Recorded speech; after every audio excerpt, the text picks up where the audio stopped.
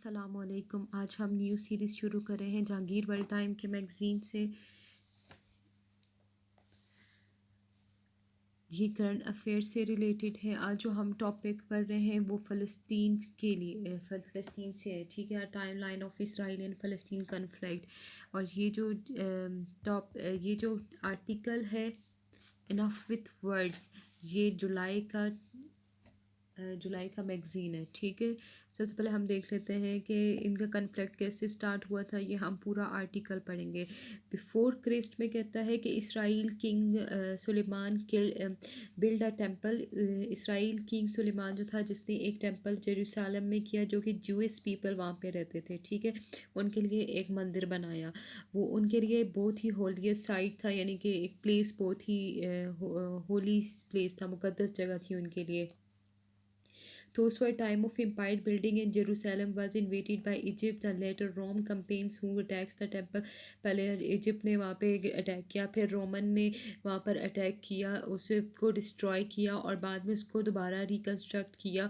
और juice people वहाँ से क्या हो कि वहाँ से भाग गए थे। फिर 7th सेंचुरी में क्या हुआ, मुसलमानों के खलीफा वहाँ पे आए, यानी कि वहाँ पर जो है उस्मानिया सल्तनत जो थी, यानी कि 1517 से 1917 तक उस्मानिया सल्तनत वहाँ पर थी, वर्ल्ड वार 1 तक, ठीक है। यानी तो क्या हुआ था तब के जूस पीपल लड़ते रहे और फिर क्या हो गए, वो भाग गए यूरोप की तरफ या जर्मनी की तरफ। बहुत सारी पॉपुलेशन यहूदियों की जर्मनी की तरफ भाग गई थी।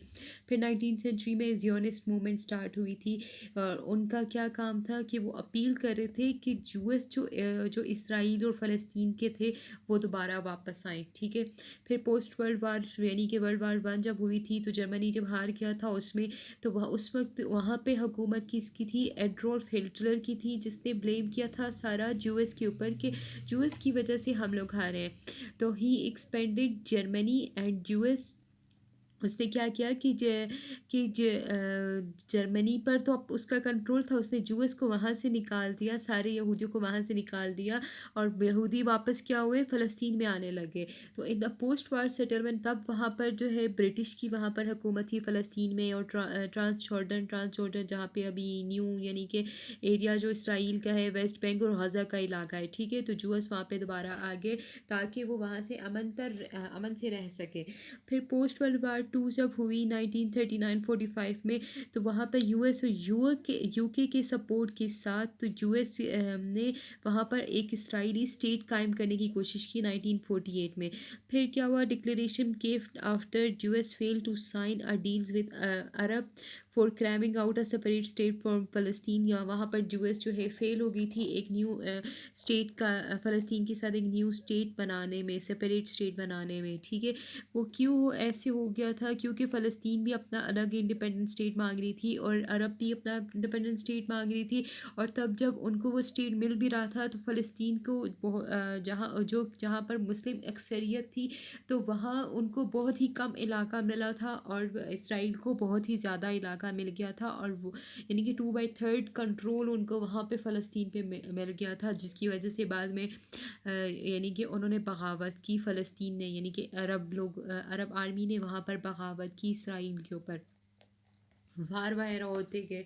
तो वो अब हम देखते हैं कि 1947 में क्या हुआ था कि यूएन जनरल असम्बली रेजोल्यूशन हुई थी 181, जो यानी कि वहाँ पे थे, उन्होंने फ़लस्तीन को डिवाइड करना चाहा कि यूएस और अरब में, and design the city of Jerusalem as a separate entity, और जेरूसलम को एक अलग जगह दी, ठीक है। फिर 1948 में क्या हुआ, Israel accept United Nation General Assembly resolution, यानी कि 48 में इन्होंने एक्सेप्ट कर लिया कि हाँ हम लोग इंडिपेंडेंट है, अपने आप को इंडिपेंडेंट डिक्लेयर कर दिया। फिर देखते हैं आगे। It repels army from near Arab countries that opposed its existence, ठीक है। वहाँ पर क्या हुई कि अरब आर्मी वहाँ पे आ गई, क्योंकि वो उनकी एग्जिस्टेंस को मान नहीं रहे थे। United Nation general resolution establish Palestine right two of return. और क्या हुआ कि वो इसलिए वहाँ पर नहीं मान रहे थे कि उनको ज़्यादा इलाका मिल गया था। तो फिर 1948 यानी कि यूनाइटेड नेशन के 194 यानी कि जो वहाँ पे मेंबर्स थे उन्होंने फ़लस्तीनियन को राइट ऑफ रिटर्न का दिया, ठीक है।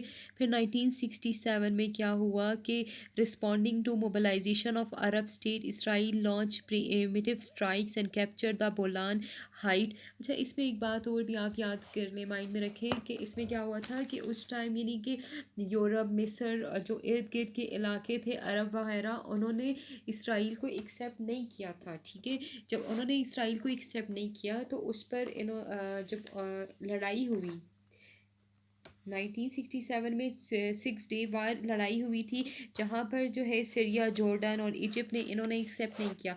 फिर क्या हुआ कि सीरिया का जो है तो इसराइल ने ये लड़ाई शुरू की थी, तो उन्होंने सीरिया का गोलान हाइट कैप्चर कर लिया था, जॉर्डन का ईस्ट जेरूसलम और वेस्ट बैंक कैप्चर कर लिया था, और इजिप्ट का सिनाई पेनिनसुला कर लिया था, ठीक है।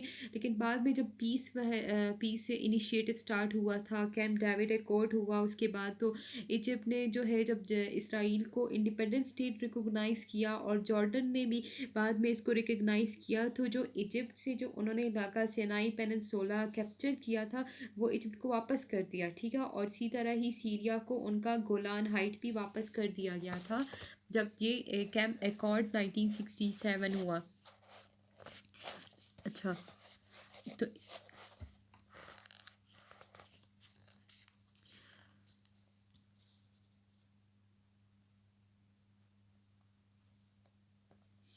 यही गोलान और हाइट और east Jerusalem and West Bank ये सारा उन्होंने कैप्चर कर दिया था, ठीक है। फिर क्या हुआ था 1973 में, क्या हुआ during the third Arab Israeli war हुई, जिसमें United Nation back Israel against a coalition of Arab state attempting to regain lost territory and arrange a ceasefire and launch the US led peace process. यानी कि फिर ceasefire एक agreement, जो temporary agreement था उनको रोकने के लिए, और कि ये इसलिए किया था कि वहाँ पर यूएस पीस चाह रही थी कि वहाँ यहाँ पर पीस कायम हो। फिर 1978 में 1978 टू 1979 में क्या हुआ था, यूएस प्रेसिडेंट था जिमी कार्टर हॉस्ट, जो Egyptian president Anwar Sadat and Israeli PM Menachem Begin at Camp David, जो कैंप डेविड एकॉर्ड हुआ था, where they lay out the framework for peace in the Middle East, and that includes Palestinian autonomy. After further negotiation, Egypt and Israel sign a peace treaty. यहाँ पर ये हुआ था, ये जो प्रेसिडेंट्स के नाम है ये सारे वहाँ पर शामिल थे, और फिर पीस ट्रीटी कायम हो गई थी इसराइल और इजिप्ट के बीच में। जब ये कायम हो गया था उसके बाद उसने उसका इलाका वापस कर दिया था जॉर्डन की। आगे बात आती है कि जॉर्डन ने बाद में इसको जो है डिक्लेयर किया था, तो तब उसको उसका इलाका वापस कर दिया था जो इन्होंने कैप्चर किया था, यानी इसराइल ने। 1987 में 1993 में क्या हुआ था कि द फर्स्ट इंतिफादा led to widespread violence. First इंतिफादा हुई थी जहाँ पे वायलेंस का यानी कि तशद्दुद शुरू हो गया था, बहुत डेथ वगैरह हो गई थी बहुत सारी इसराइली की, एंड 200 फ़लस्तीनियों की वहाँ पर डेथ काज हो गई थी। वो किस लिए हुई थी कि वहाँ पर जब ये अपराइजिंग हो गई थी, यानी कि ये, और इस वक्त जो है फ़लस्तीन जीत गया था। फ़लस्तीन क्यों जीता था कि ईरान ने और सीरिया ने जो है इनकी हेल्प की थी, और तब सुसाइड बॉम्ब और रॉकेट अटैक्स वगैरह हुए थे इसराइल पे। फिर इसी तरह एक और अपराइजिंग जो हुई थी 2000 और 2005 में हुई थी, जो जिसमें डोजन ऑफ सुसाइडल बॉम्ब हुए थे इसराइल के ऊपर, बहुत सारे, यानी कि बहुत सारे सुसाइड बॉम्ब हुए थे इसराइल के ऊपर, और जिसमें फ़लस्तीन बहुत ज़्यादा मर गए थे और कुछ हज़ारों की तादाद में इसराइली मरे थे तब, ठीक है। तो यहाँ पर क्या हुआ था कि फर्स्ट इंतिफादा जब हुई थी तो यहाँ पर बहुत सारे इसराइल मर गए थे और 2000 फ़लस्तीन मर गए थे। और फिर 1988 फ़लस्तीन लिबरेशन ऑर्गेनाइजेशन कायम हुई, ठीक है। PLO इसको कहते हैं, जिसके हेड यासिर अराफात थे, ठीक है। और उसने जो है यूनाइटेड नेशन में यानी कि जो एक और निगोटिएशन हुई थी पीस प्रोसेस के लिए, उसने एक्सेप्ट कर ली थी ताकि फ़लस्तीन में पीस कायम हो। फिर 1993 में क्या है कि सीक्रेट इसराइल फ़लस्तीन नेगोटिएशन हुई थी नॉर्वे में, रिजल्टेड इन ओस्लो एकॉर्ड। वहाँ पर ओस्लो मुआहिदा हुआ था, जिसने क्या किया था कि उसने ये कहा था कि इसराइल अपने जो ट्रॉप्स हैं, ठीक है, उनको वेस्ट बैंक और गज़ा से हटा दे, विड्रॉ कर दे और फ़लस्तीनियन को सेल्फ गवर्नमेंट दे दे। तो PLO recognise Israel right to exist, और फिर PLO ने जो है तो इसराइल को भी एक एग्जिस्ट करने का राइट मान लिया था कि हाँ, इसराइल कोई कौम है जो यहाँ पे एग्जिस्ट करती है, और इसराइल ने PLO को मान लिया था, फ़लस्तीन लिबरेशन ऑर्गेनाइजेशन को, कि ये जो है फ़लस्तीनियों को रिप्रेजेंट कर रही है, तब इन्होंने मान लिया था।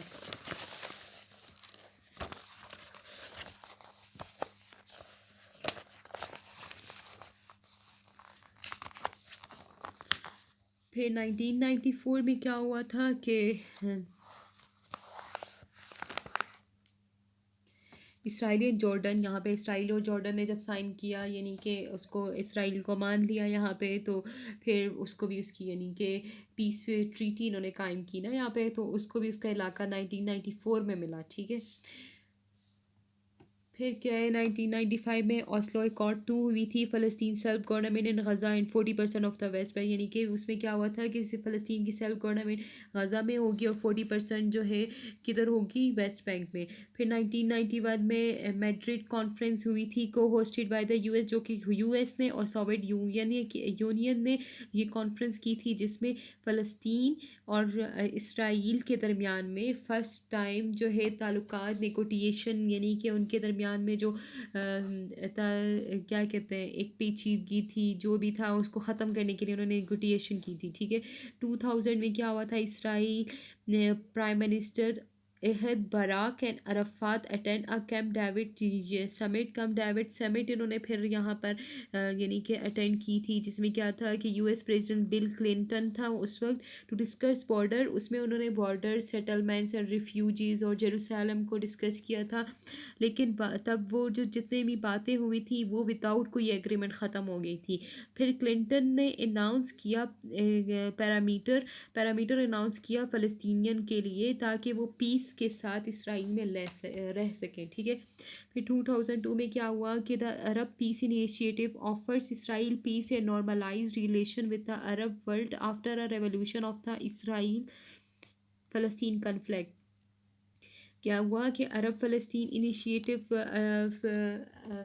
इनिशिएटिव हुआ, ठीक है। फिर इसराइल को पीस के लिए उसने कहा, ताकि उनके रिलेशन कुछ नॉर्मलाइज हो जाए। तो क्या हुआ, after attacks inside Israel, Israel में अटैक्स हुए, it's army retake control of Palestine government. जब यहाँ पर अटैक हुए तो फिर इसराइल ने क्या किया कि फ़लस्तीनियन का जो इलाका था वहाँ यानी कि वेस्ट बैंक पे भी अपना ही कब्ज़ा कर लिया उन्होंने, and began building a security barrier around settlement blocks in east Jerusalem. और साथ ही सिक्योरिटी अपनी जो आर्मी थी यानी कि ईस्ट जेरूसलम में भी लगा दी थी, ठीक है। फिर 2000 और 2005 में क्या हुआ था, after the 2000 peace process collapse, यानी जब 2000 में जो पीस का प्रोसेस हुआ था वो ख़त्म हो गया, तो क्या हुआ यहाँ पे मिसट्रेस ऑन बोथ साइड, दोनों साइड से यानी कि एक दूसरे के ऊपर ट्रस्ट नहीं था, तो फिर इनके दरमियान में लड़ाई हुई और सेकेंड इंतिफादा हुआ। तो क्या हुआ, इन विच 1000 इसराइल एंड मोर दैन 3000 फ़लस्तीन थे। और यहाँ पे जब उनकी फिर दोबारा लड़ाई हुई तो इसमें क्या हुआ कि दोबारा जो है बहुत सारे इसराइली और फ़लस्तीन मर गए, ठीक है। 2003 में क्या हुआ, US president George W Bush यानी कि announce a road map to end violence. यहाँ पर जॉर्ज बुश ने भी फिर अपनी तरफ से कोशिश की कि इनका जो है पीस सेटलमेंट हो सके। 2005 में क्या हुआ, Israel withdraw from Gaza, Israel जो है गज़ा से हट गए, ठीक है, अपनी फ़ौज वहाँ से हटा दी और सेटलमेंट के लिए आए। And president Bush send a letter to Israel PM Ariel Sharon recognise the reality of settlement blocks in the West Bank. और उसने कुछ रियलिटीज़ बताई उनको कि आप लोग इस तरह पीस प्रोसेस करो, सदर बुश ने, ठीक है। फिर क्या हुआ 2008 2009 में क्या हुआ, हमास यानी कि हमास एक ग्रुप बनाया था इन्होंने। हमास ग्रुप किस लिए था कि वो मुसलमानों को रिप्रेजेंट कर रहा था, यानी कि एक फ़लस्तीन लिबरेशन मूवमेंट फ़लस्तीन लिबरेशन ऑर्गेनाइजेशन का ग्रुप था। तो उसके बाद उन्होंने एक हमास ग्रुप बनाया जो फ़लस्तीन हुकूमत के लिए बनाया गया था, और वो फ़लस्तीन मुसलमानों को रिप्रेजेंट कर रहा था। तो क्या हुआ, after Hamas launch rocket attacks on Israel civilian from Gaza, फिर हमास ने क्या किया, एक रॉकेट अटैक किया यहाँ पे इसराइल सिविलियंस पे जो कि गज़ा में थे, ठीक है।